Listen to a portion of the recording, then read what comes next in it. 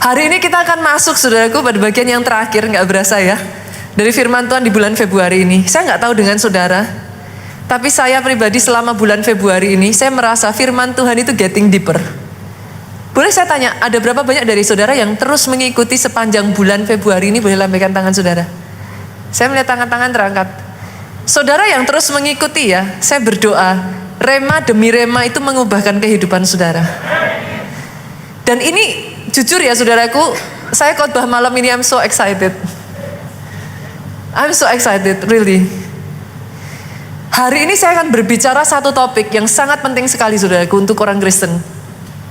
Covenant for Dominion. Covenant for Dominion. Nanti sepanjang firman ini, tangkap yang satu ini dulu aja saudaraku. Saudara dan saya, sejak from the very beginning, engkau ditentukan dan diciptakan untuk berkuasa. Tangkap itu dulu.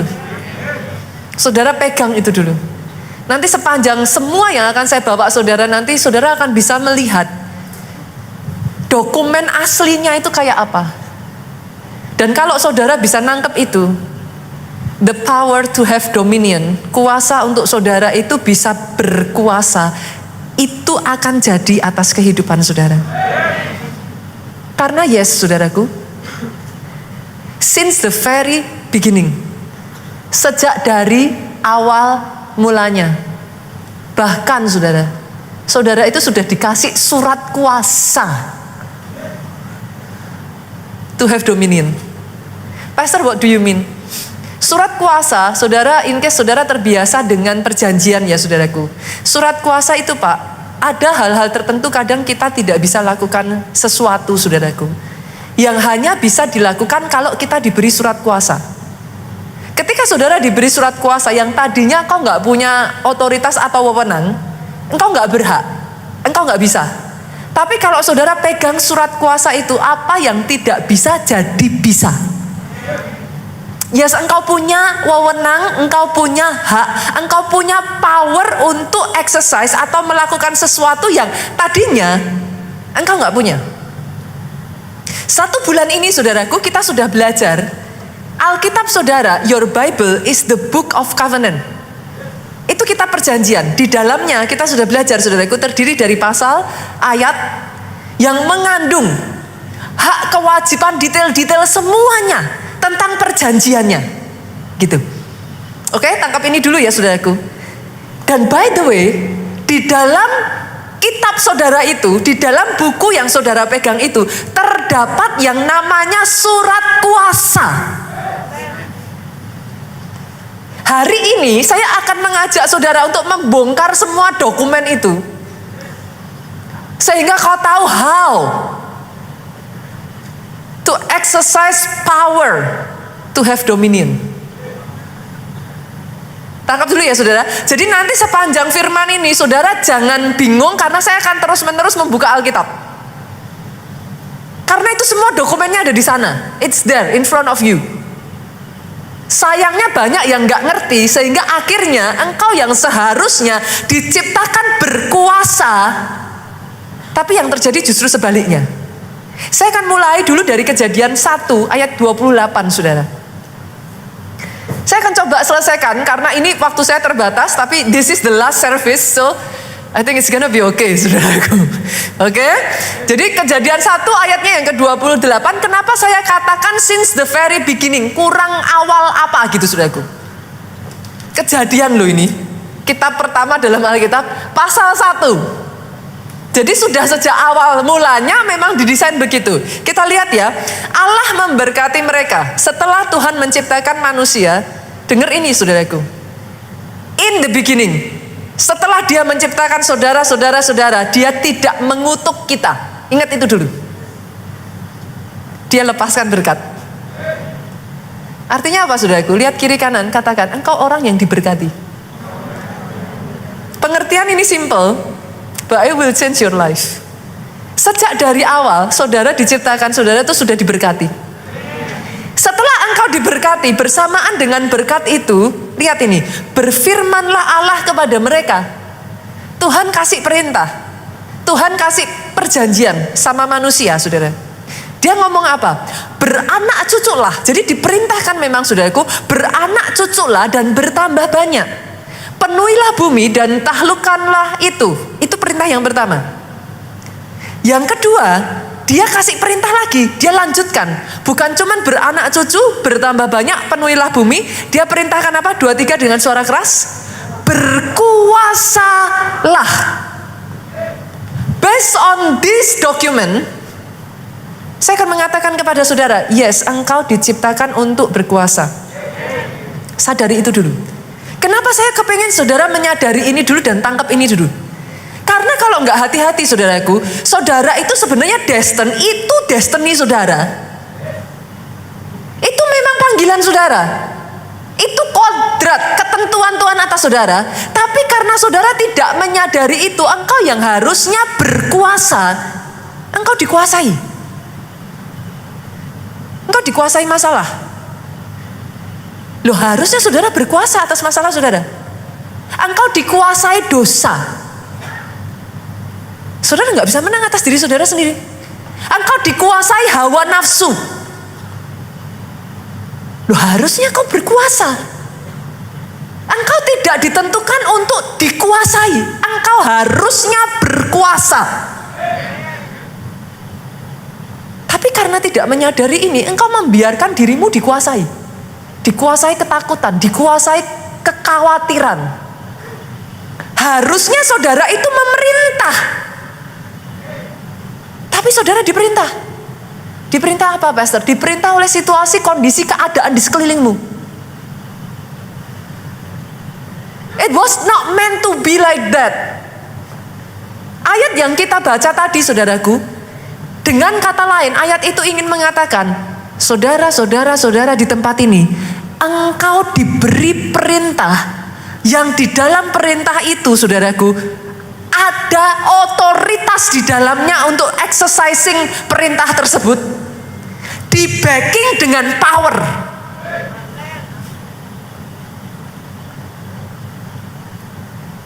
Doa saya ketika kau tahu kebenaran ini ya, sejak dari hari ini, tidak lagi dikuasai masalah. Put an end to it. Enough. Jangan terus ada dalam keadaan tidak berdaya.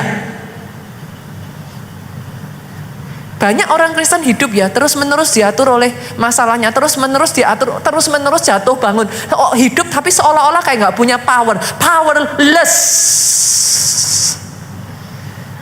Itu sebabnya hari ini saya harus mengatakan kepada saudara, you gotta know, saudara harus tahu siapa jati diri saudara. Sadari diri saudara itu sebenarnya siapa. Karena kadang saya melihat ya saudara, you look down, saudara itu melihat terlalu rendah terhadap dirimu sendiri. What you are capable of gitu. Saya ajak ya, tadi dokumen pertama kita sudah buka ya saudaraku. Semua yang saya katakan kepada saudara, ini adalah dokumen-dokumen Covenant for Dominion. Ini semua dokumen perjanjian untuk saudara have power. Saya akan ajak lagi saudara masuk mengakses dokumen berikutnya. Kita lihat Yohanes pasalnya yang pertama ayatnya yang ke-12. Ini dokumen penting ini saudara. Jangan sampai tercecer dan jangan sampai hilang dokumen yang satu ini. Tetapi semua orang yang menerimanya, boleh saya tanya dulu sampai di sini? Tetapi semua orang yang menerimanya. Berapa banyak dari saudara di tempat ini yang menerima Yesus sebagai Tuhan dan Juru Selamat atas hidup saudara? Lambai-lambaikan tangan saudara, kita beri tepuk tangan yang paling meriah buat Yesus Tuhan kita. Barang siapa yang menerima Yesus sebagai Tuhan dan Juru Selamat, which is you, saudara di tempat ini, dengar ini, diberi kuasa. Ini surat kuasa yang penting sekali saudaraku. Saudara harus tahu itu. Diberi kuasa supaya menjadi anak-anak Allah. Surat kuasa ini menyatakan apa saudaraku? Saudara ahli waris kerajaan Allah. Nggak main-main loh saudara. In case you forget. Saudara anak raja. Artinya apa? Dokumen ini berbicara tentang apa? Dengar ini baik-baik saudaraku. Engkau bukan orang yang powerless. Jangan pernah lagi ngomong, orang kayak saya mah, pastor bisa apa atuh gitu. Saya cuman orang kecil. Saya nggak bisa apa-apa, pastor. It's an insult to your heavenly Father. Maaf saudaraku, itu penghinaan.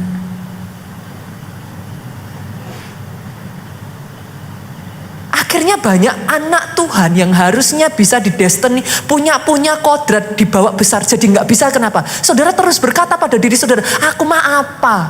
Aku bisa apa? Aku cuman orang kecil. Aku orang yang selalu gagal. No. Engkau anak-anak Allah.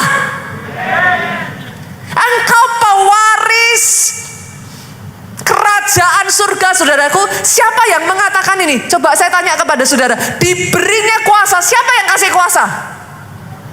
Sang pencipta langit dan bumi itu kasih saudara surat kuasa yang menyatakan engkau ahli waris. Sejak dari hari ini sadari saudaraku, ketika kau menghadapi masalah, gak usah jauh-jauh lah. Saya berbicara tentang backup surga. Saudara di tempat ini berapa banyak yang punya anak? Boleh lambaikan tangan? Oke, turunkan tangan saudara. Kalau anak saudara diganggu, maju gak papa mamanya? Saudara ini anak raja loh. Yang membackup saudara itu kekuatan dari kerajaan yang menyatakan saudara sebagai anak. Kalau saudara diganggu, saudara tidak sendiri. Tahukah saudara kenapa seharusnya masalah itu bukan jadi masalah buat anak-anak Tuhan? Karena memang sejak dari awal, masalah tidak didesain menghancurkan anak-anak kerajaan Allah. Sejak dari awal, masalah didesain itu jadi mainan saudara dumbbell ini loh. Kenapa? Because you have power over your problem. Engkau bisa memerintah atas masalah saudara. Your problem is no longer a problem anymore. It was meant to be like that, at least in the beginning. Bukan saja saudara, ini akan jadi lebih menarik ya saudara. Saudara bukan hanya anak-anak kerajaan Allah, lihat. Kita buka lagi ya, 1 Petrus 2 ayatnya yang ke-9. Tetapi kamulah bangsa yang terpilih. In case saudara tidak menyadari, saudara ini chosen generation. Saudara ini generasi pilihan. Chosen generation. Royal priesthood, imamat yang rajani. Imamat itu apa saudara? Imamat itu imam. Imam itu apa? Pelayan Tuhan. Tapi bukan sembarang imam. Saudara, imamat rajani. Rajani itu apa? Raja. Raja punya kuasa Pak untuk memerintah. Raja punya otoritas untuk memerintah. Dan apa yang diperintahkannya harus dikerjakan. Saudara ini bukan imam yang kalah saudaraku. Saudara bukan imam yang tunduk terhadap masalah. Saudara bukan imam yang mengikuti kehendak daging saudara, kalah dengan hawa nafsu saudara. No, engkau imamat rajani. Masalahnya saudara, saya harus mengatakan ini kepada saudara. This is a hard truth, saya tahu. Iblis itu gak pernah takut sama orang Kristen yang ke gereja. Sorry saudara. Pastor kok bisa? Kan kita ke gereja. Ya buat apa gunanya saudara ke gereja nanti pulang nangis-nangis lagi tuh saudara. Kalah lagi. Terus kenapa kalau saudara ke gereja pulang jatuh lagi kok? Iblis takut sama orang Kristen yang tahu kebenaran. Dia takutnya sama orang Kristen yang tahu kebenaran. Kenapa saudaraku? If you know the truth shall set you free. Kenapa iblis paling takut sama orang Kristen yang tahu kebenaran. Karena lebih dari saudara, dia tuh tahu kebenarannya.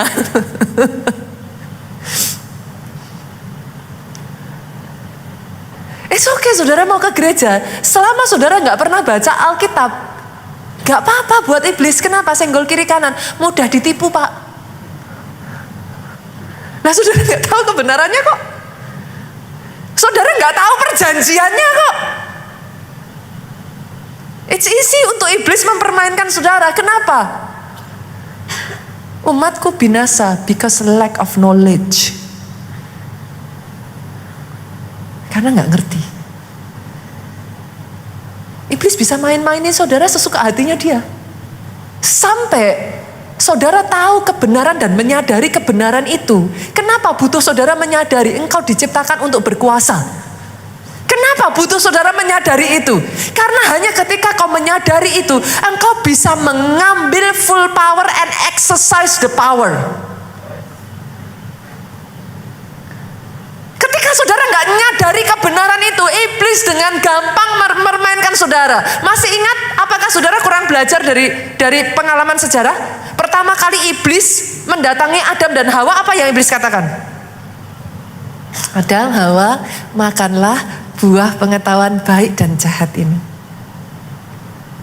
Kamu akan jadi seperti Allah. Bisa-bisanya tuh Adam sama Hawa kena tuh saudaraku. Ketipu tuh. Oh really? Aku mau. Sini. Loh. Kalau saudara baca ya, sejak dari awal itu sudah tertulis. Manusia diciptakan serupa dan segambar dengan Allah. Jadi Adam dan Hawa gak perlu makan tuh buah pengetahuan baik dan jahat untuk jadi serupa dengan Allah. Dia sudah diciptakan serupa dan segambar dengan Allah. Ngeri ya saudara? Ngeri ya? Itu sebabnya saya mengatakan, saya tahu ini hard truth ya. Saya tidak mengatakan untuk saudara tidak ke gereja. Tapi it's not enough. Saudara harus tahu perjanjiannya. Karena kalau enggak, jangankan kita, bos kita aja, iblis tuh berani mainin loh saudara. Pada saat Yesus itu menjadi manusia di muka bumi ini, jangankan saudara, bos kita loh, iblis berani kok datang kok. Apalagi kita. Tapi lihat apa yang dilakukan bos kita saudaraku. Lihat apa yang dilakukan Yesus ketika dia didatangi oleh iblis. Dia gak banyak bicara. Dia slow. Dia mah slow aja saudara. Dia selalu mengatakan apa? Ada tertulis. Ada tertulis. Saudara cukup menyadarkan iblis posisinya dia dan posisi saudara. That's it. Itu sebabnya saya mengatakan kepada saudara, kalau saudara menyadari sejak dari awal engkau diciptakan untuk berkuasa, tidak boleh engkau dikuasai daging, tidak boleh engkau dikuasai masalah. Itu illegal. Tidak sesuai perjanjian. Dan yang tidak sesuai perjanjian, kalau saudara diem ya nothing happen. Rumah saudara disewa, sesuai perjanjian, harus digunakan dengan baik. Rumah saudara dirusak, saudara diem. Ya saya mah bisa apa pastor? Saya mah apa pastor? Saya cuma orang kecil. Ya nothing yang akan terjadi. Tapi rumah saudara dirusak, bawa dokumennya. Saudara harus tahu perjanjiannya. Bawa dokumennya, tuntut hak saudara. Tunduklah kepada Allah, lawanlah iblis, maka dia akan lari daripadamu. Saya sungguh berdoa ya saudaraku ya. Pemahaman ini mengubahkan pola pikir saudara. Saudara tidak lagi tertunduk. Kalau mau tepuk tangan yang paling meriah saudara. Seharusnya firman Tuhan itu seperti ini, saudara.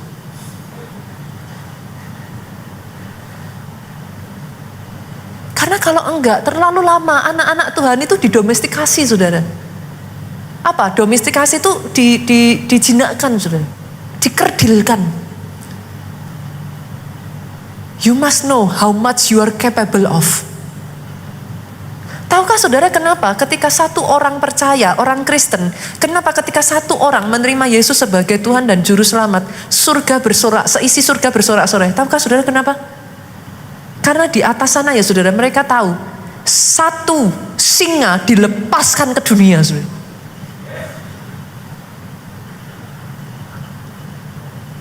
Nanti saya akan bukakan kepada saudara.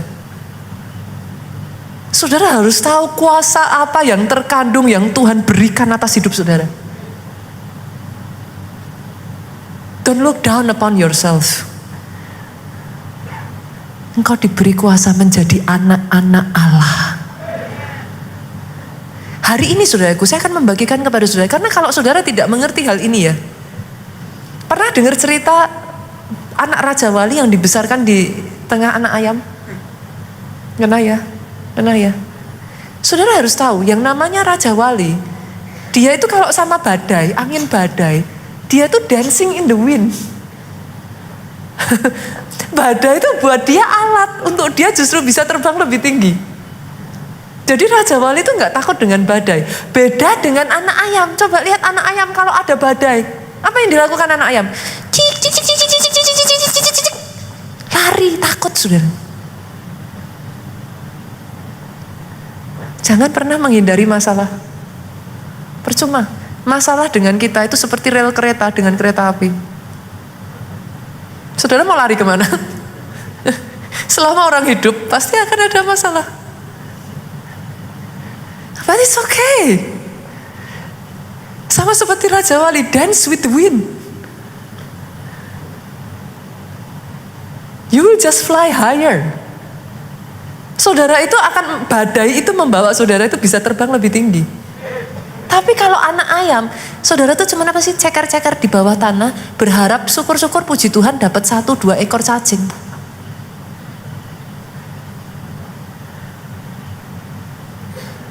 But that is not you. That is not you. Jangan mau jadi anak Tuhan yang didomestikasi. Mengaum kembali sudah. Surga aja tahu kok, satu orang bertobat, they rejoice. Mereka bersorak-sorai karena ada satu singa dilepaskan ke bumi. If you only understand the power He has given you.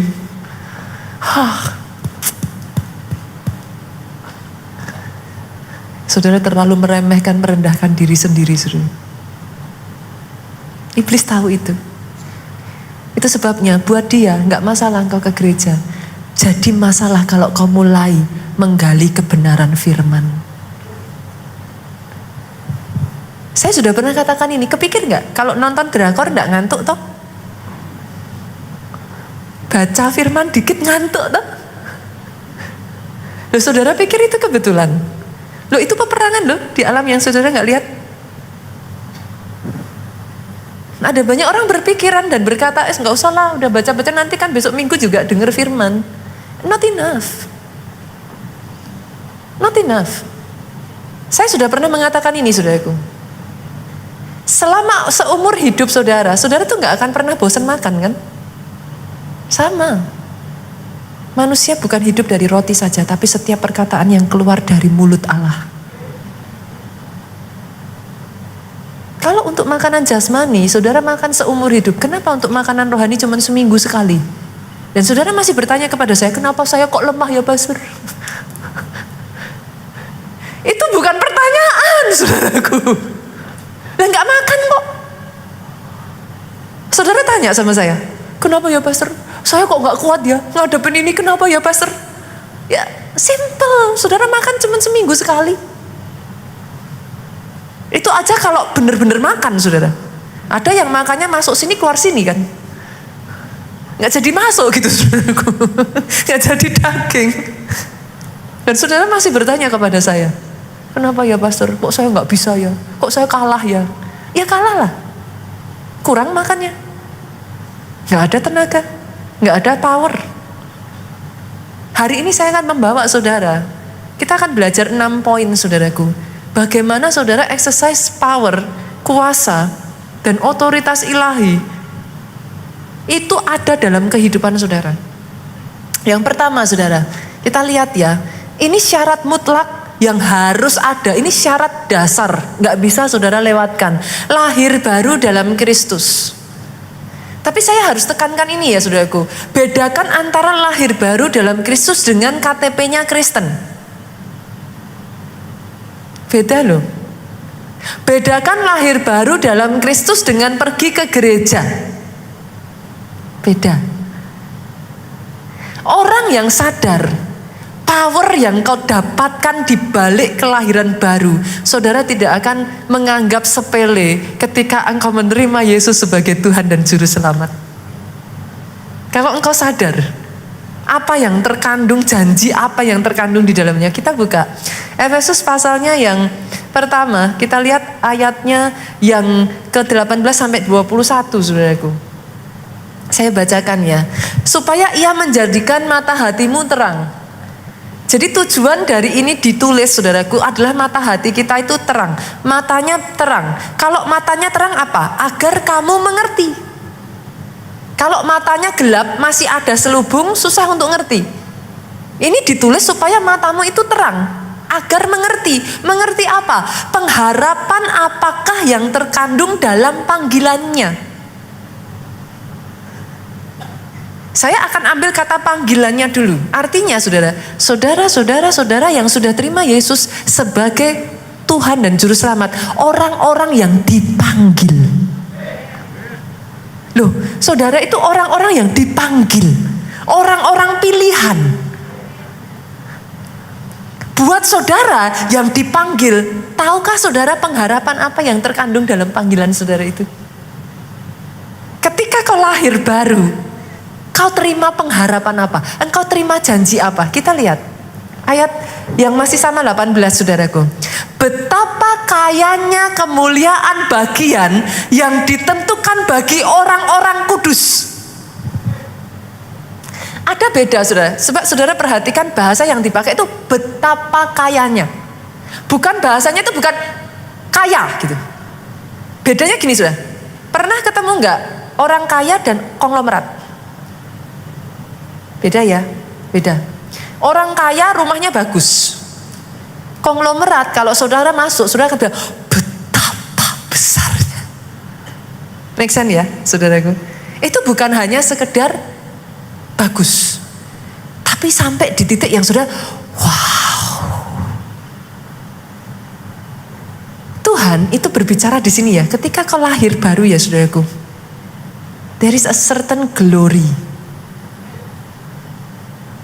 Itu dipulihkan atas hidupmu. Nangkapnya gimana pastor? Bisa ngertinya sederhananya gini saudara. Pernah ngelihat gak orang yang hidupnya gagal, kalah? Saudara bisa ngerasain gak auranya itu beda saudara? Orang yang terus menerus hidupnya gagal, kalah ya. Saudara deket tuh, dia tuh sering kali gini nih. Diajak ngomongan atau apa tuh nggak berani untuk ini. Saudara bisa kok, saudara bisa ngerasain itu kok. Sama saudara ketemu orang yang sedang diangkat Tuhan naik. Kalau ngomongan, bisa ngerasain gak saudara? That is the glory. Aura yang seperti itu ya, kemuliaan yang seperti itu bagian saudara.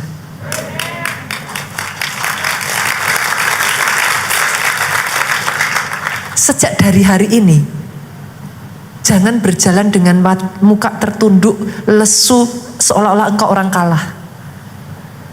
Sadari, the moment you receive Jesus as Savior and Lord, sebagai Tuhan dan Juru Selamat saudaraku, engkau tuh mengakses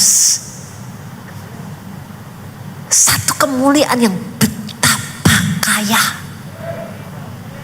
Bukan hanya itu saja saudaraku, Kita lanjut lagi ayat 19. Dan betapa hebat kuasanya bagi kita yang percaya. Sorry ya saudara, ayat ini enggak untuk semua orang ya. Karena tadi ada tulisannya, betapa hebat kuasanya bagi semua orang? Enggak. Bagi siapa? Bagi orang yang percaya. Kenapa saya katakan orang benar hidup oleh iman? Kemarin saya kotak-katik itu perkataannya. Orang benar tidak bisa hidup tanpa iman. Betul kan sudah? Saya kotak-katik lagi. Orang benar mati tanpa iman. Boleh dong? Orang benar hidup oleh iman. Saya negatifkan semua. Orang benar tidak bisa hidup tanpa iman. Saya rubah lagi. Orang benar tidak bisa hidup apa? Mati tanpa iman.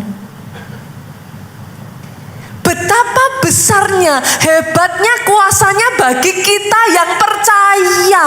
Pertanyaannya, saudara percaya enggak? Kan yang jadi masalah itu. Padahal kuasa yang diberikan setelah saudara lahir baru, kenapa kok sampai surga bersorak-sorai? Karena ya surga tahu, begitu kau lahir baru saudaraku, ada certain power yang diberikan kepada saudara. Jenis kuasa kayak apa? Saya bacakan saudaraku. Kuasa yang dikerjakan di dalam Kristus dengan membangkitkan dia dari antara orang mati. Ini jenis kuasa yang kayak gini loh saudara. Dan mendudukkan dia di sebelah kanannya di surga.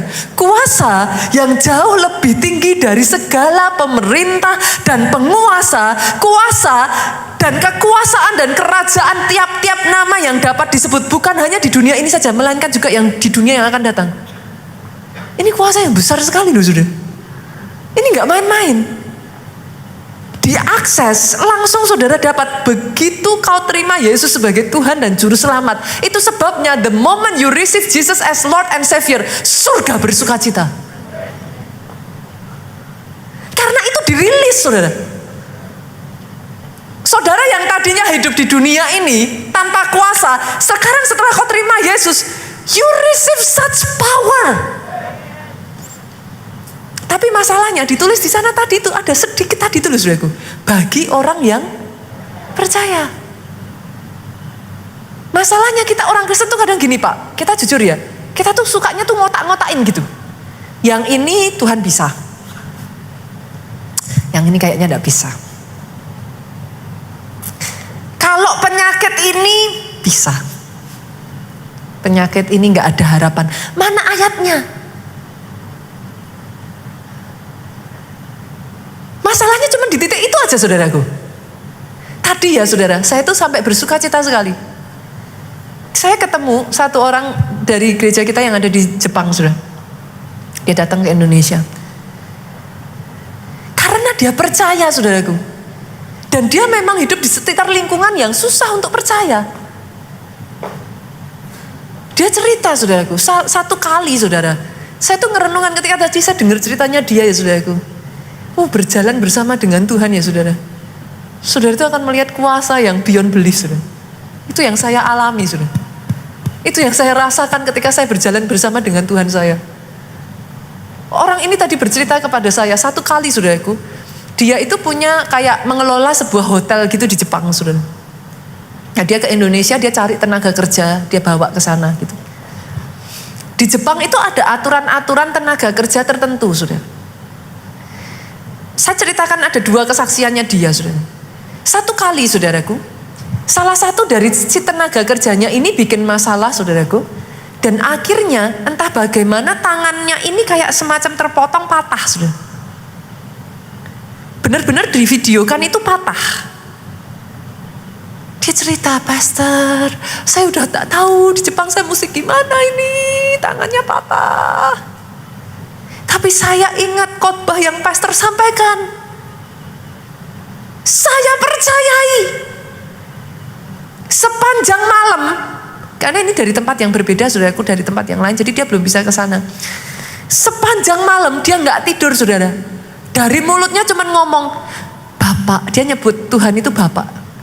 Bapak, tersambung tangannya Bapak. Tersambung tangannya Bapak. Itu sampai dia tidur. Temennya cerita, ngomongnya tuh tersambung tangannya Bapak. Tersambung tangannya Bapak. Ketika dia pergi, dia ketemu orang ini. Dokternya sampai gini, kok bisa? Kok bisa? Kok bisa?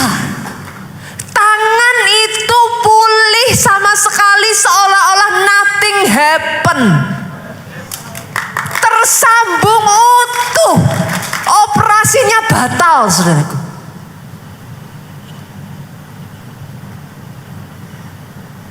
Bagi orang yang percaya. Saya nggak tahu apa yang saudara percayai. Bahkan sementara saya mengatakan ini pun ada sebagian dari saudara ngomong gini, kok bisa? Kebetulan kali pastor. Dia cerita lagi, saudara. Di Jepang itu ada salah satu hukum, saudara, yang menyatakan kalau orang kerja di sana sampai melarikan diri, perusahaan yang menampung orang ini itu didenda 2 miliar, saudara. Sekali lagi, jemaat kita ini berdoa, saudara. Tuhan, gimana caranya? Karena kalau enggak, dia bertanggung jawab atas perusahaan itu dan harus membayar 2 miliar atau selama 5 tahun enggak boleh ambil tenaga kerja dari luar negeri. Itu pilihannya, saudara. Aduh, dia tadi cerita sama saya, Pastor, saya tidak tahu. Yang saya tahu, saya cuma punya bapak saya. Saya punya bapak saya. Saya langsung ingat kata-kata Pastor, doa puasa. Dia doa puasa, saudaraku. Dia doa puasa. Dia minta sama Tuhan, kembalikan orang ini. Ownernya, teman-teman semua yang bekerja bersama dia ngomong sama dia, nggak mungkin, orang sudah lari kok. Nggak mungkin balik. Orangnya tuh sudah lari sebulan, sudah. Nggak mungkin balik, nggak bisa, nggak mungkin. Dia berdoa, ditanya sama Tuhan, kamu minta apa? Tuhan tanya sama dia, saudaraku. Hari ke-7 dia berpuasa, Tuhan tanya, kamu minta apa? Tuhan, aku cuma minta kembalikan orang ini. Sempat terlintas di benaknya, saudaraku. Tuhan itu kayak bicara, orang yang orang ini tuh tangannya tuh suka megang dadanya gini, saudara. Apa mau dibalikin? Karena sakit jantung, gitu. Terus dia bilang, jangan Tuhan, jangan. Nanti kalau balik karena sakit jantung tetap harus dibawa ke rumah sakit, gitu kan, saudaraku. Terus dia bilang, kembalikan saja orang ini, Tuhan. Tuhan bicara sama dia, nanti tanggal 13 bulan depan orangnya akan balik. Tanggal 15 orangnya akan datang sama kamu dan balik lagi bekerja. Jangan tepuk tangan dulu, Pak. Semua orang menertawakan dia, Pak. Pemiliknya, ininya, semuanya tertawa. Kamu tuh ya, mimpi apa ya? Orang sudah pergi 1 bulan kok. Nggak mungkin balik. Kamu bisa ngatain tanggal 13, tanggal 15. Dari mana? Nggak mungkin. Tadi dia bercerita, temennya yang menyaksikan, saudaraku, bersama dengan dia. Tanggal 13 itu dia sedang duduk di Shinkansen, saudaraku. Handphonenya di tangannya berdering. Nomor orang itu menghubungi dia, saudaraku. Orang itu telepon nangis-nangis dan bilang, Kak, aku mau balik, Kak. Kak, boleh gak aku balik, Kak? Exercise the power, saudara. Alami sendiri. Rasakan kalau engkau hidup dengan power di tanganmu, dengan hidup powerless, itu beda. Tapi yang kedua, gak cukup lahir baru, saudaraku. Yang kedua, harus paham perjanjian Tuhan yang ada di firman-Nya. Kalau saudara gak paham, saudara gak bisa exercise. Kalau saudara gak paham, saudara gak bisa nuntut hak saudara.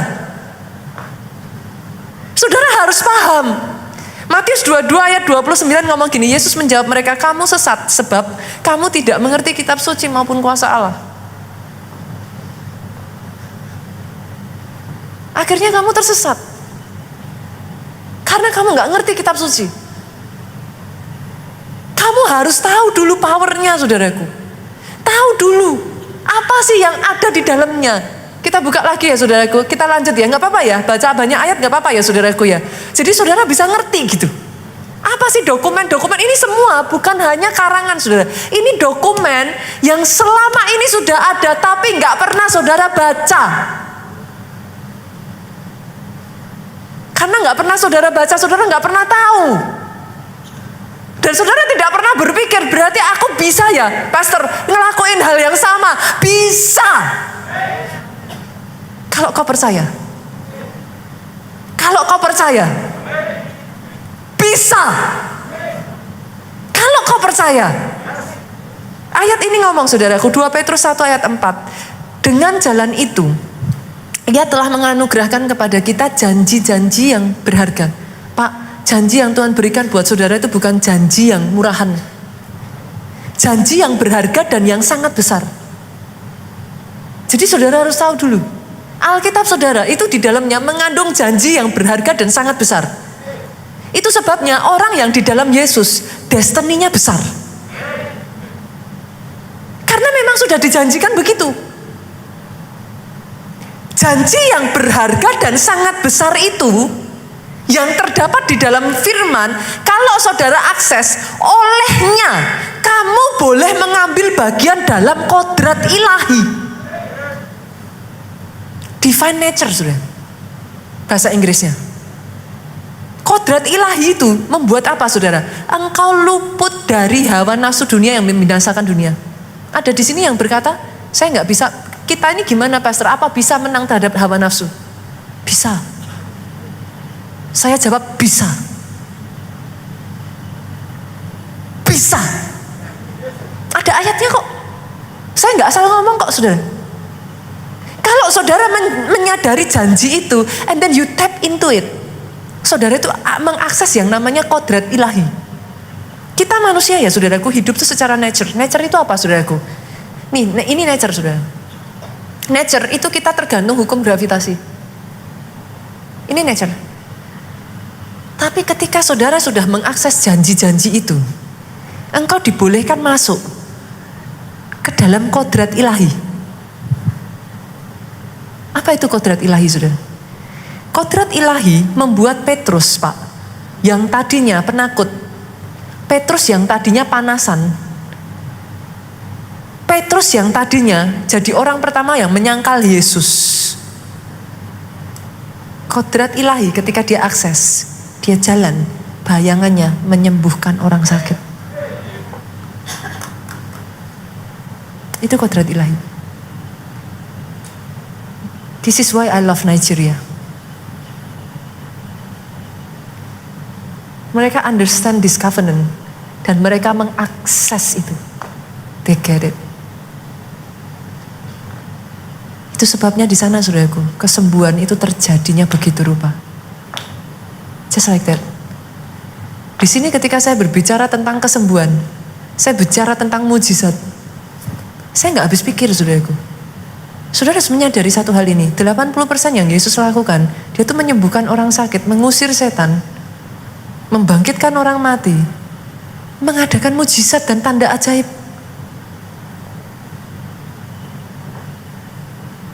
Bagaimana mungkin saya membungkam mulut saya untuk tidak menceritakan mujizat? That is what my Jesus do. Tapi jangan salah saudaraku. Jangan salah. Nanti saya akan bukakan kepada saudara. Sama-sama jadi orang Kristen ya, saudara harus tahu kebenarannya. Karena ketika saudara mengerti kebenarannya, saudara bisa mengakses bukan nature yang manusia biasa gak bisa lakukan. Tapi saudara bisa masuk kodrat ilahi.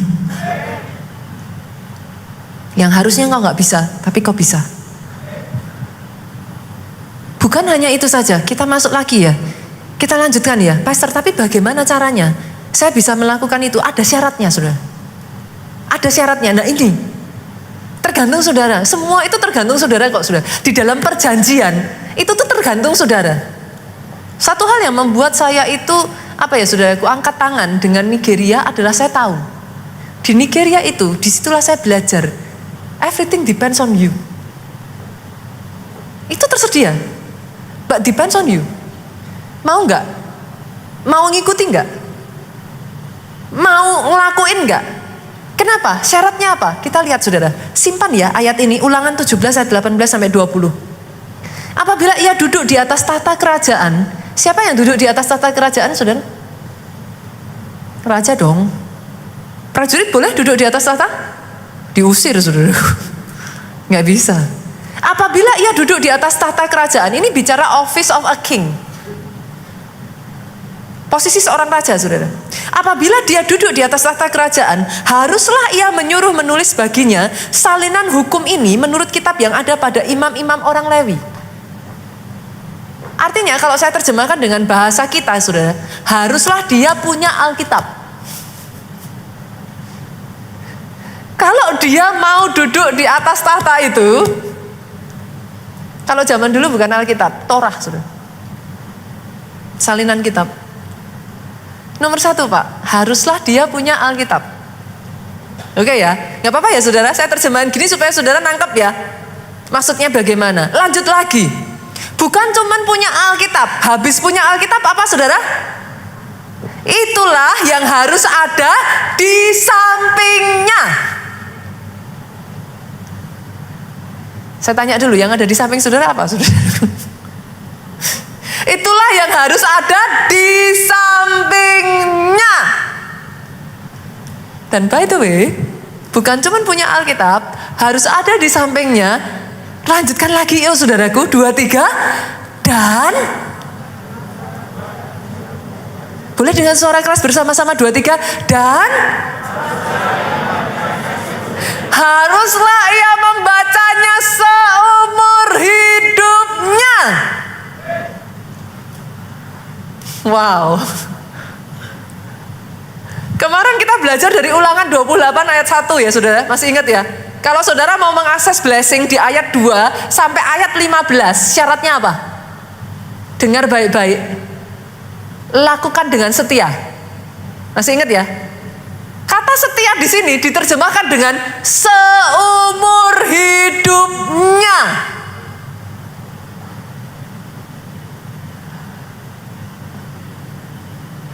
Ini tiba-tiba kayak tadi saudaraku, sunyi senyap sudah.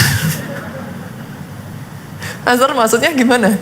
Yes, sama seperti seumur hidupmu engkau akan makan sampai nanti terakhir engkau menghembuskan nafasmu.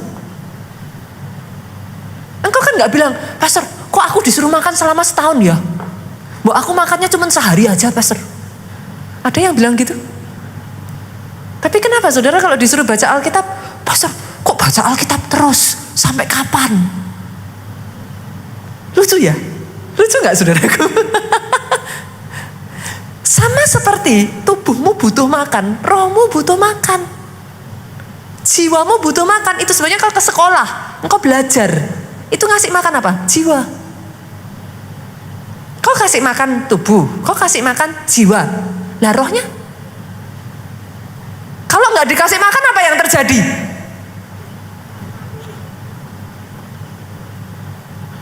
Nggak heran saudara, ketika rohmu lemah, yang ngambil alih siapa? Kan tubuh kita ini terdiri dari apa? Roh, jiwa, tubuh. Kalau rohnya lemah, kan harus ada nakodanya dong. Siapa yang ngambil alih? Jiwanya. Jiwa terdiri dari apa? Pikiran, perasaan, kehendak. Buat yang perempuan jangan heran kau diombang-ambingkan perasaan toh. Kenapa? Simple. Rohmu nggak kuat. Capek gak? Capek. Hidup kayak gitu tuh capek. Kenapa? Lah rohnya lemah, gak dikasih makan terus kok. Kok saudara bingung? Ya yang ngambil alih yang kuat. Yang kuat tinggal yang mana? Kalau yang kuat pikiran, ya pikiran yang ngambil alih. Kalau yang kuat kehendak, ya akhirnya terus hidup dalam dosa terus kau gak bisa mengendalikan dirimu. Sampai titik tertentu, kalau saudara, maaf saudaraku, melihat yang di luaran sana, kadang saudara bisa mengerti yang saya maksudkan. Jiwanya juga sudah lemah, yang ngambil alih apa? tubuh. Ugly itu saudara.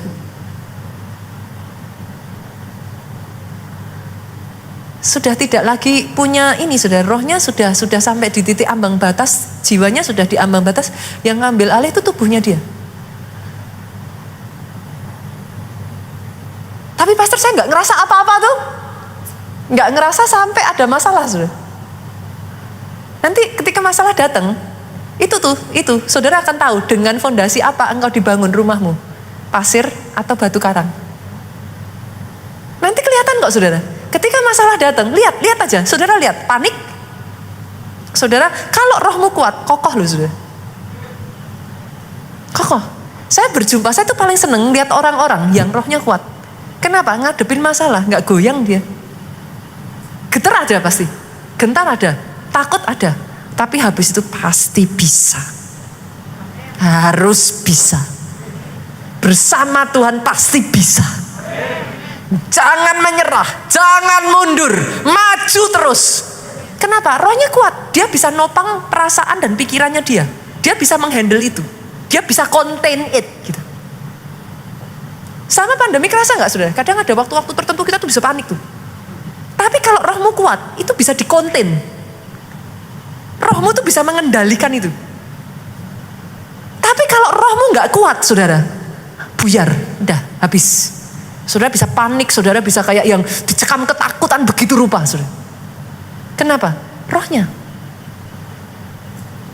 Itu sebabnya dikatakan harus dibaca terus seumur hidup. Tapi masalahnya nggak berhenti sampai situ tuh saudara. Tak lanjutin ya, saya lanjutin ya saudara. Dibaca kenapa? Untuk belajar takut akan Tuhan Allahnya dengan berpegang pada segala isi hukum dan ketetapan itu. Nah ini, boleh nggak dibaca dengan suara paling keras? 2, 3. Untuk cuma satu yang baca sebenarnya. Untuk dilakukannya.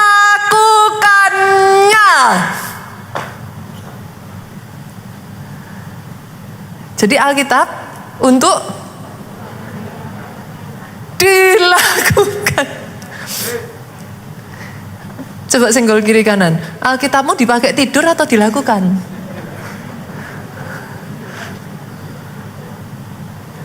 Loh ya jangan tanya sama saya, pastor mana? Pastor khotbahnya hebat ini itu apa? Kenyataannya saya sudah lakuin. Berapa lama? Seminggu. Mana buktinya? Loh, seumur hidup. Baru seminggu mah saudara. Saudara di sini yang punya suami. Ada yang bisa, suamiku setia pastor. Berapa lama setia? Seminggu. Setianya berapa lama? Sebulan. Orang saudara ya sudah 30 tahun menikah, kalau suaminya beralih setia akhirnya selingkuh. Saudara bilang dia setia? Udah 30 tahun loh. 30 tahun loh. Saudara bilang dia apa?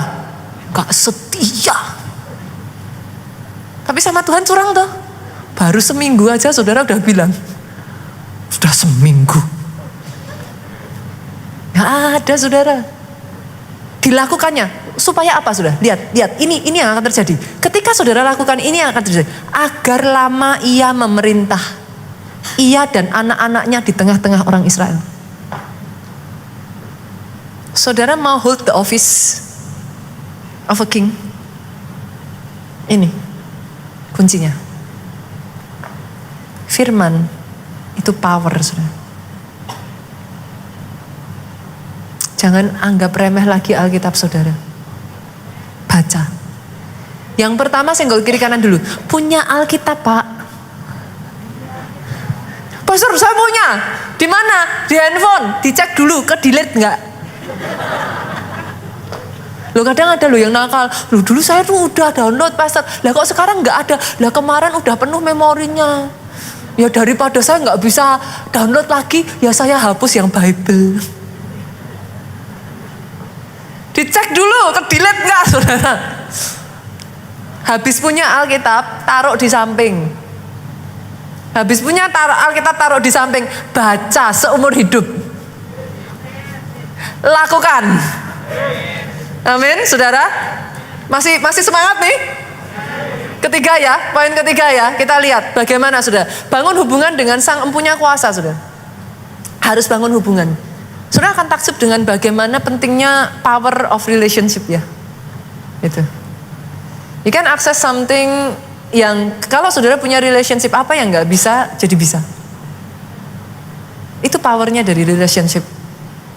Tahukah saudara kenapa Adam dan Hawa bisa ditipu iblis? Hubungannya sama Tuhan nggak deket. Kalau hubungan deket saudara, nggak gampang dikomporin. Suami istri kalau hubungan deket ya, ada orang mau ngomong apa nggak gampang panas saudara. Saya tuh masih ingat kok, pernah satu kali saudaraku ada orang ngomong sama saya, pastor gitu. Apa? Saya lihat dengan mata kepala saya sendiri. Pastor Jo jalan sama perempuan lain. Saya tuh cuma senyum. Oh iya, tinggi, cantik. Oh gitu ya. Lah anak saya tuh tingginya sama saya tinggi dia, saudaraku. Anak saya, kalau saudara lihat anak saya sama dedinya, saudara kan geleng-geleng kepala. Saya aja kalau lihat anak saya itu kalau sama dedinya manja sekali, saudara. Jessica itu kalau sama Pak Jo, kita makan bersama ya. Pernah satu kali ya, kita makan berempat. Saya, dia sama anak saya yang satu lagi. Dia duduk sampingnya Pak Jo ya saudaraku. Itu duduknya Jessica tuh kalau bukan dimarahin ya. Sampai kadang saya punya mami, saya panggilnya mami. Saya punya mami, which is berarti dia punya grandma kan saudara. Itu ngomong sama dia, Jess, kamu tuh tulangnya kok kayak sayur katanya. Dia tuh kalau duduk sama dedinya Pak, itu tuh gini nih saudara. Terus sambil gini nih ya saudara. Terus dia ambil sendok, dedinya disuapin saudara. Itu saya yang di depannya merinding nih saudara. Itu anak saya kalau sama dedinya itu apa saudara? Mesra sekali.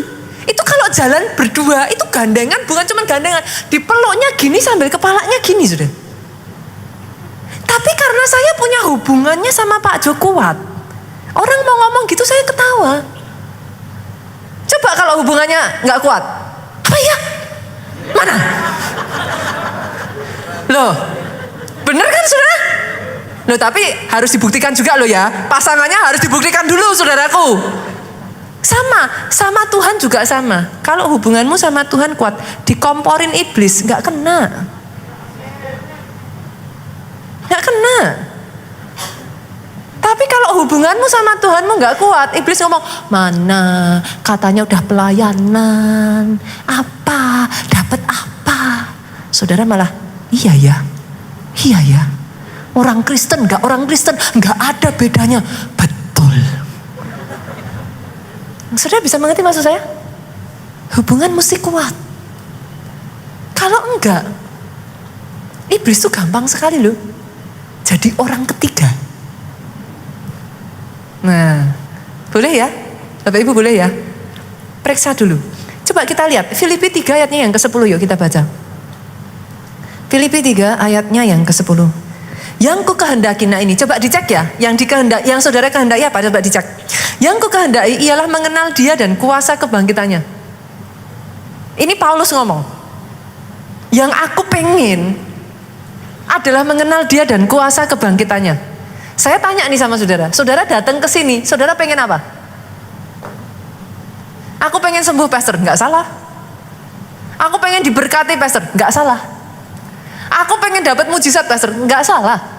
Tapi Paulus ngomong, yang ku kehendaki ialah mengenal dia dan kuasa kebangkitannya. Lanjut saudara, ini saya tahu buat orang Kristen kepengen di-delete ini saudaraku, ayat ini. Dan persekutuan dalam penderitaannya. Ada amin? Keluarga Allah luar biasa saudara. Ada amin loh. Sering kali kalau saya bacakan ini orang Kristen mundur loh. Yang ku kehendaki adalah mengenal kuasa penderitaannya. Ngeri ya saudara. Tahukah saudara, gak semua penderitaan tuh gak baik loh. Sebaliknya gak semua berkat itu baik. Sorry ya saudara. Rasul Paulus ngomong, yang ku kehendaki ialah mengenal dia dan persekutuan dalam penderitaannya. Ini lebih lagi nih saudara, lebih seru lagi nih saudara. Sudah rasanya pengen delete yang ini saudara. di mana aku menjadi serupa dengan dia dalam kematiannya. Habis, saudaraku. Menjadi serupa dengan dia dalam kematiannya. Maksudnya gimana? Orang mati gak bisa tersinggung. Pernah dengar orang mati tersinggung?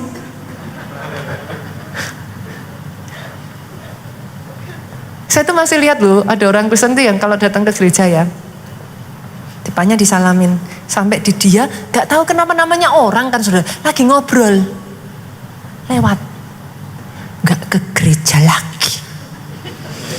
Aku gak disalami. Memangnya gereja cuman satu. Coba senggol kiri kanan. Orang mati gak bisa tersinggung, Pak. Ayat ini ngomong, yang ku kehendaki adalah menjadi serupa dengan dia di dalam kematiannya. Wow. Saya tuh berdoa ya saudaraku, benar-benar dari tempat ini ya, lahir orang-orang Kristen ya, yang karakternya matang, saudara.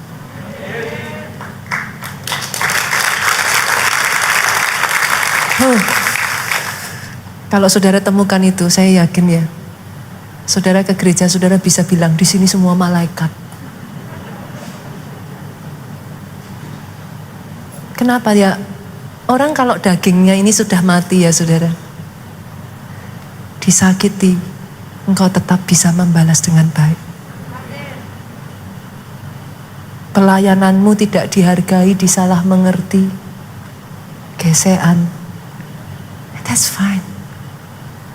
Orang mati tidak bisa tersinggung.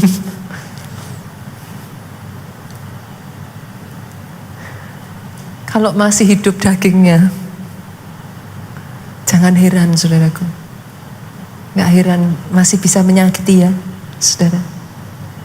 Pertanyaan saya simpel kok. Apa yang saudara kehendaki? Ketika kau datang ke sini, apa yang kau kehendaki? Gak salah saudara, saya mengatakan gak salah. Tadi saya sudah mengatakan, yes, di gereja ini akan terus diajarkan tentang mujizat. Orang mau gak suka, I don't care. Tapi at the same time saudaraku, di gereja ini diajarkan menderita bersama Kristus. Jangan salah. Kalau berkat datang dalam hidupmu, saudara bilang tolak, gak kudus gitu saudaraku. Ada yang gitu, loh berkat datang ya haleluya puji Tuhan kan. Loh berkat datang kok, coba senggol kiri kanan, gak usah munafik Pak. Orang berkat datang kok, yes. Tapi kalau diizinkan Tuhan melalui penderitaan, kuat, kokoh, bakoh sampai akhir. Diberkati Tuhan, yes. Minta lebih besar. Kenapa? Supaya kau bisa jadi berkat lebih besar lagi. Tapi giliran engkau diajak Tuhan menderita bersama-sama, menjadi serupa dalam kematiannya, ayo. Jangan mundur. Maju terus. Itu pemahaman yang seimbang, balance. Jadi orang Kristen yang seperti itu saudaraku. Jangan swing kanan, swing kiri. Ininya ini, tapi ininya sayang saudaraku. Dua-duanya ambil saudara. Yang keempat, yang selanjutnya kita lihat ya saudara. Hidup dalam kerendahan hati dan ketaatan. Ini contoh teladan Yesus saudaraku. Lihat ya, saudara mau ultimate power, saudara mau power terbesar. Orang yang menerima the ultimate power, apa yang dia lakukan? Dan dalam keadaan sebagai manusia, Yesus telah merendahkan dirinya dan taat sampai mati, bahkan sampai mati di kayu salib. Itulah sebabnya, that's why, itulah sebabnya Allah sangat meninggikan dia dan mengaruniakannya kepadanya nama di atas segala nama. You want ultimate power saudaraku? Belajar taat sama Tuhan. Belajar rendah hati ketika diizinkan Tuhan melalui masa-masa yang gak mudah. Jangan dilawan. Jangan karena penderitaan, karena kesalahan sendiri loh ya saudaraku. Itu lain perkara ya saudaraku. Saudara main-main dengan api kebakar ya itu salah saudara sendiri gitu. Tapi ketika Tuhan izinkan saudara diproses ya saudara, nikmati proses itu. Dengan kerendahan hati minta sama Tuhan petunjuk gimana caranya melalui. Dan enjoy it. Kenapa? Karena nggak seumur hidup saudara bisa ngalami itu. Dan ada pelajaran-pelajaran yang hanya bisa kau dapatkan di masa susah itu. Itu nggak bisa saudara dapatkan di masa saudara happy. Nggak bisa, saudara nggak bisa. Mau dipaksa-paksa saudara nggak bisa. Tapi di masa susah itu, kalau saudara bisa belajar merendahkan hati, taat, nanti akan ada pelajaran yang nilainya kekekalan. Itu. Beda ya, saudaraku, beda. Yang kelima, yuk kita lanjut lagi ya, sudah hampir selesai nih. Menguasai diri dan berpuasa. Ada hubungan sangat besar antara berpuasa dan berkuasa. I'm not just playing with words gitu saudaraku. Ada hubungan yang sangat besar antara berkuasa dan berpuasa. Kenapa? Karena puasa itu saudara menahan lapar. Lapar itu insting paling dasar manusia. Kalau insting yang paling dasar aja, nahan lapar aja nggak bisa, saudara nggak akan bisa menahan diri dalam hal yang lain. Makanya butuh puasa. Oke ya, saudara. Jadi kalau saudara berkata kepada saya, Pastor, saya kepengen mengakses power seperti ini, nggak bisa enggak. Saudara haruslah orang yang suka puasa. Makanya tadi saya ngomong sama saudara, yang sudah pernah ikut saya ke Nigeria tahu apa yang saya katakan. Itu akses terbuka lebar kok, tinggal saudara mau atau enggak gitu aja. Pastor Adeboye itu ngajarin satu hal yang saya nggak pernah lupa ya saudaraku. To be a championship, you must practice every single day as a championship. As a champion, nggak bisa nggak? Kayak saudara mau bertinju ya saudara, saudara mau tanding nih, tanding sama ini ya, saudara itu harus terus latih setiap hari. Begitu saudara berhenti, ya sudah, that's it. Saudara nggak bisa lagi jadi championship. Jadi praktisnya tuh harus every single day. Nggak boleh setelah diangkat Tuhan saudara nyaman, berhenti. Doanya berhenti, puasanya berhenti, that's it. Itu harus sesuatu yang harus terus saudara. Every single day jangan lengah. Jangan lengah, terus.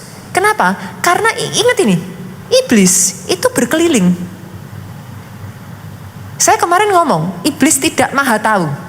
Catat ini ya, iblis tidak maha tahu.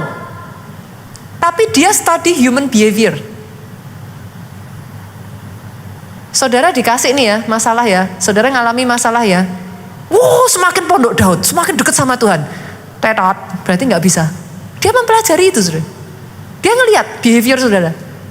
Saudara dikasih ini, gimana reaksi saudara? Tetap nggak bisa. Justru ketika diberkati, dia lihat reaksi saudara. Sekarang udah nggak ibadah. Dia lihat, sekarang nggak pelayanan. Catat. Itu iblis saudara. Dan nanti di titik terlemah saudara, dia strike saudara. Habis. Saudara mengerti yang saya katakan ini saudara? Berapa banyak dari saudara yang hari ini belajar sesuatu? Aminnya boleh yang paling keras. Oke. Pemain musik boleh maju ke depan. Saya tutup dengan ini. Yang terakhir saudara. Miliki kehausan dan kelaparan akan Roh Kudus. Matius 5 ayatnya yang ke-6 berkata seperti ini saudaraku. Berbahagialah.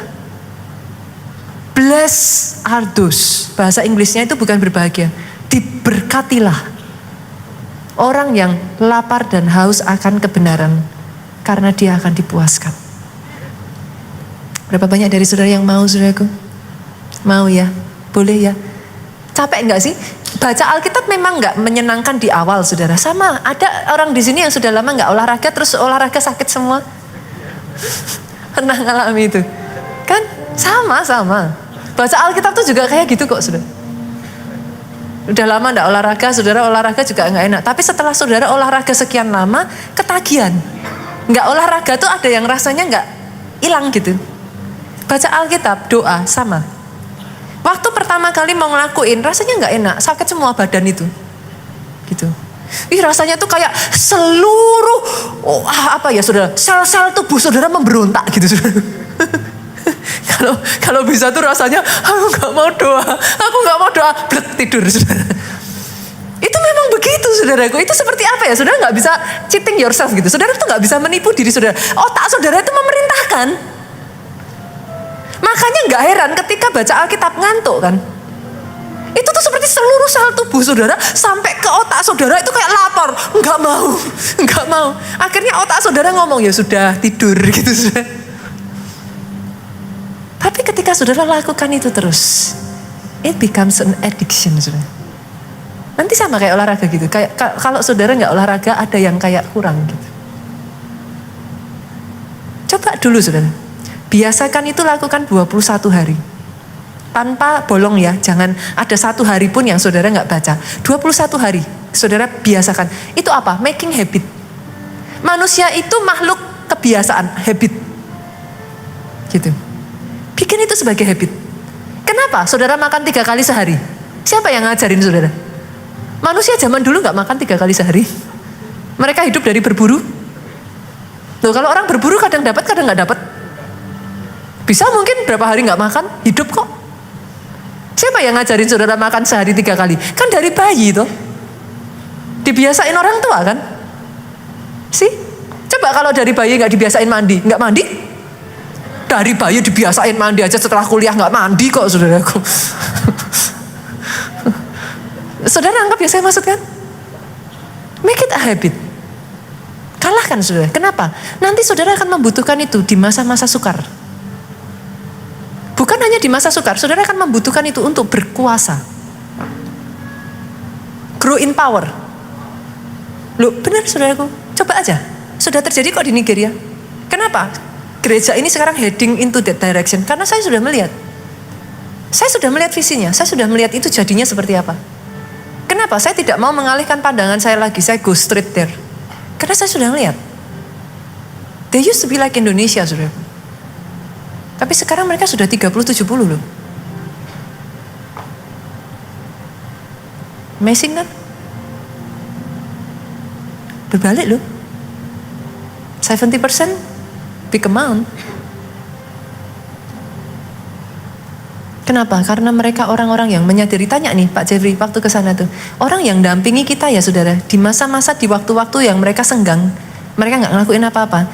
Duduk di kursi makan ya sambil baca Alkitab kok. Beneran itu. Every single day mereka lakukan itu. Dari situ kau berkuasa bu. Ngadepin masalah gak goyah bu. Mantep. Rumah tangga kokoh. Saudara akses saja. Jangan nanti gini ya saudara. Karena firman Tuhan di gereja kita ini kan tiap bulan. Nanti besok bulan depan udah ganti tema loh saudara. Jangan nanti, ganti tema, jangan perjanjian selesai. Enggak, lakukan terus. Dan nanti saya pesan dulu loh ya, jangan pilih-pilih. Nah yo, kemarin firmannya apa? Lakukan seluruh. Jangan tadi kaitan dengan penderitaan, skip, delete. Nggak usah di print. Nanti kalau saudara seperti itu ya, saudara nanti nggak whole, nggak utuh gitu. Saudara dapatnya cuma secemong, ya akhirnya dapatnya ya segitu doang. Tapi saya berdoa ya, if you know the truth, kalau kau tahu kebenaran, kebenaran akan memerdekakan engkau. Indeed, engkau ditentukan untuk berkuasa. Bangkit berdiri yuk. Datang di hadapan Tuhan saudaraku. Oh, katakan saudaraku. Berhembuslah oh Roh Kudus. Yesus Tuhan. Pulihkan setiap hati. Satu demi satu Tuhan. Yang terbuka bagi satu demi satu. Yes. Oh kuasa-Mu atas kami Tuhan.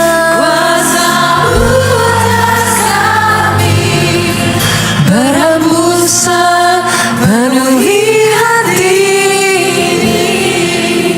Saudara, mau gak saudara hidup terus saudara diizinkan Tuhan ngalami hal-hal yang extraordinary? Mau? Ada satu cerita, Pak Jo pernah cerita gak ya? Kayaknya pernah cerita ya. Jangan hidup dengan natural saja saudara, boring, gak seru. Pastor Yonggi Jo pernah punya jemaat saudaraku. Jemaatnya ini kecurian. Pernah diceritain Pak Jo? Belum. Jemaatnya ini kecurian saudaraku. Dan pencurinya tuh ngambil sejumlah besar uang. Datanglah dia sama pendetanya. Pastor Yonggi bilang, kamu ambil doa puasa, naik ke atas bukit doa, perintahkan untuk pencurinya ngembaliin uangnya. Saya tahu di benak saudara akan ada sebagian dari saudara ngomong gini, nggak mungkin pastor. Mana mungkin. Jadilah kepadamu sesuai. Dia lakukan apa yang dikatakan Pastor Yonggi, dia naik ke atas bukit doa, dia puasa Pak. Setiap hari dia perintahkan, ini loh saudara, exercise. Bagaimana cara power itu di exercise. Saudara kalau sama orang yang di bawah saudara, saudara mau memerintah, apa cara saudara memerintahnya gini? Dilakuin enggak saudara? Gimana cara saudara merintah? Pakai ini. Bi, tolong ambilin. Diambilin kok nanti saudara. Tapi kalau saudara nggak pernah pakai perkataan ini, sudah ada, sudah dikasih, tapi nggak dipakai, ya nggak bisa. Mau sampai kapan saudara sama bibinya? Ya nggak bisa. Saudara harus gunakan kuasa perkataan. Orang ini naik ke atas bukit doa, dia berpuasa, dia perintahkan, kembalikan uang saya. Kembalikan uang saya. Tanpa disadari saudaraku, hari itu dia naik bukit doa, istrinya diketuk rumahnya. Ternyata yang mencuri tadi malingnya saudara. Mau balikin uang. Istrinya bingung loh, kok ngembaliin uang? Dia cerita, ini uang ada penunggunya katanya. Setiap kali uang yang lain kalau dia nyuri ya sudah dipakai. Kalau uang yang ini mau dipegang, itu kayak ada roh maut mau nerekam dia katanya saudara. Dia takut, nggak diambil. Itu terjadi berulang kali, sampai akhirnya dia berpikir percuma nih uang. Dia kembalikan uang itu saudaraku. Saudara sudah pernah dengar cerita-cerita kisah yang saya lakukan, saya terjadi dalam hidup saya sehari-hari saya? Boleh nggak sih itu bukan dari kata orang tapi kau alami?